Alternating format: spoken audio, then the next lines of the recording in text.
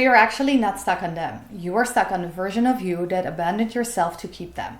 So the real question isn't how do I get over someone I love? It is how do I return to myself? How do I come back to me? Because if you can't move on, if you feel stuck, if you're still carrying them emotionally, it often means that somewhere in that story, you left yourself behind.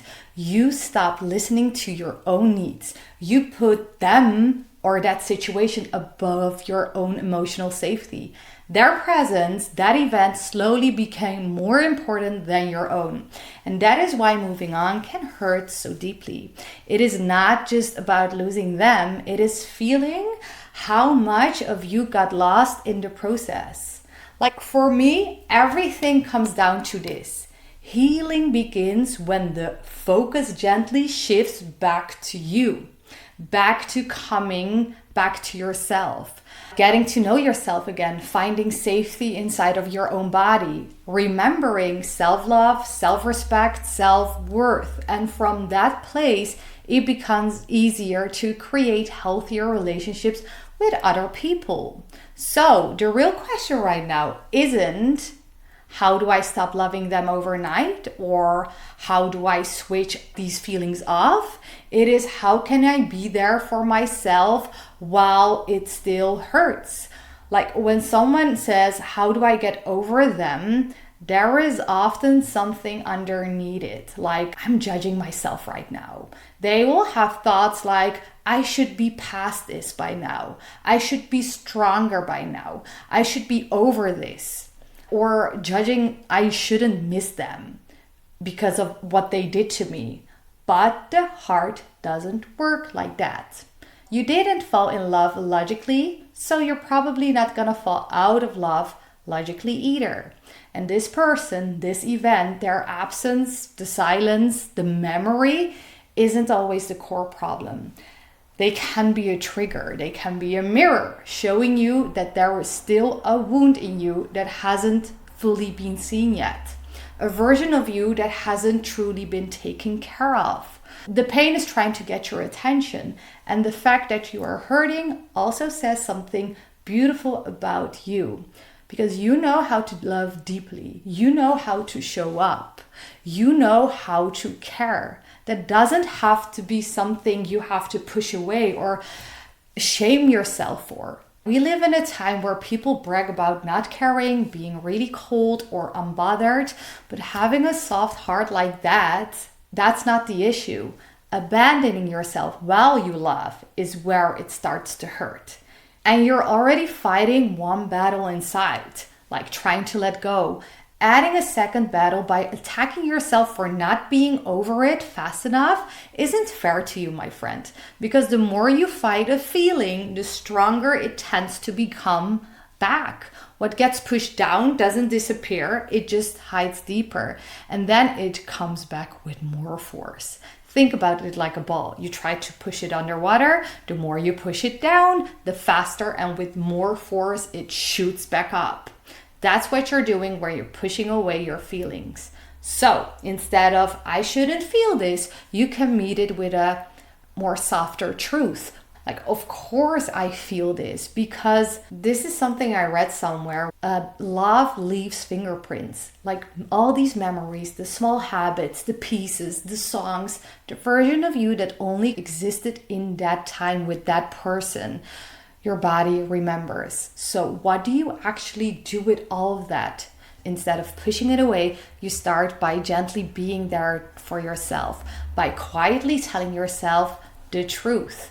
It still hurts, I still care, I'm still grieving, and by allowing yourself to feel it without making that mean you're weak. For you, that might look like sitting with yourself for a moment.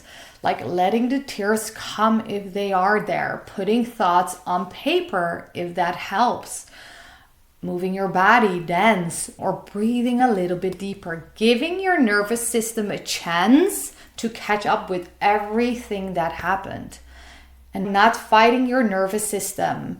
Because you cannot stay stuck in the story forever. You cannot shut your own system down by judging yourself. So you can finally hear what this pain has been trying to tell you.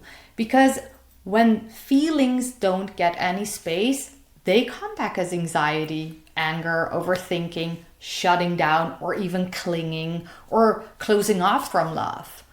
The emotion needs room to move through you. If there is one thing I want you to take from this, let it be this.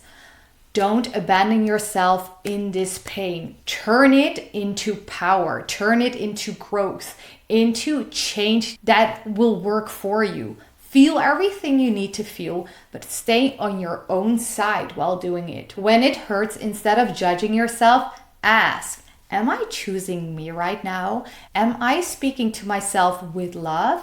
Am I using this, what happened to me, to punish myself? Like understanding yourself, meeting where you are, that's it. It's not about perfection. It is not about being so strong that you're over it by tomorrow. No, you just have to promise yourself this, like, I will not leave myself for anyone, and I'm not going to leave myself right now in this process again. I'm going to show up for me right now. And if this feels right for you, maybe what you can do tonight is just spend 5 minutes, take a pen and explore questions like, where did I abandon myself in that relationship or that event? Or what did I start tolerating that didn't feel right in my body? Or another question you can ask yourself, like, what would choosing me look like now? It doesn't need to be perfect. You can just let it all come out the way it wants to. And at some point you will notice a small, gentle shift. A sense of, I am ready to move forward a little bit more now. I can share from experience that your chest feels a little bit lighter, like there is a little bit more space in your body. The memory might still be there, but it doesn't crush you in the same way it did. Like healing has its own pace. You cannot rush it. And if you're going through this right now, ask yourself, why am I so hard on myself for feeling? Why do I expect myself to be perfect exactly at the moment where my heart is most raw and open? We label this as being weak or that we're breaking, but you know that I always say you're not breaking. This is your capacity to hold love, and because you lost that, you feel that, so it shows you how much love you have to give. Don't judge that. Don't push that away. So if you're still going through it, you are not behind. It's also not that you're emotional. You are a human being going through something heavy. You can still, this is always what I think, always, and you can still love someone and choose yourself. You can miss them and still keep walking. You can grieve, what you had, but still you can start building something new with yourself. This is not really about others or them anymore. Right now, it is about you, how you treat you. You can use this whole experience as a mirror. It shows you where you still leave yourself, where you still accept less than what you want, where you feel you have to earn a new life. Maybe you're feeling alone and that feels terrifying, or you just forgot to value yourself. All of this, what's happening, is not proof that you are unlovable or life is against you. No, it is honest feedback on what's not working for your soul anymore. When your emotional state is completely tied to what someone else does, it can feel like giving them the remote to your whole system. They text and then you breathe again, or they ignore you and you fall apart. Or they stay and you feel safe, but then when they leave, you collapse. Let this be a reminder that is a lot of power for one person to hold, and you don't have to live like that. You are allowed to feel everything fully and still decide how you want to show up for yourself. Even if they leave, even if they never apologize, or if they never come back. Their behavior is about their wounds, about their patterns, about their fears.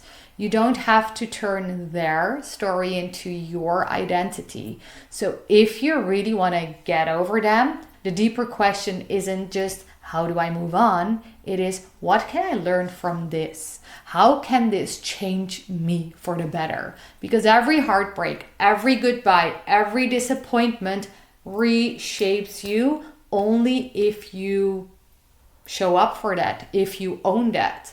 Because that is what self-respect looks like, when you see things, this is not what I'm going to accept. This is not something I will tolerate anymore. Which version of you are done being? And one day you will find yourself in a similar situation and you will notice that you respond differently. You communicate differently. You choose differently. Or maybe you just walk away differently because you've been through so much and you've grown from that. You're not the person you were back then because you chose to grow from the past. And that, my friend, that is empowerment. And that is what real growth looks like. Not perfect, just different. You become different. So use these moments to grow. Don't rush your healing. Don't label yourself as dramatic for still feeling. Don't turn against your own heart. Stay with yourself. Check in with yourself. Cry if you need to. Rest if you need to. Or maybe you need to talk to someone.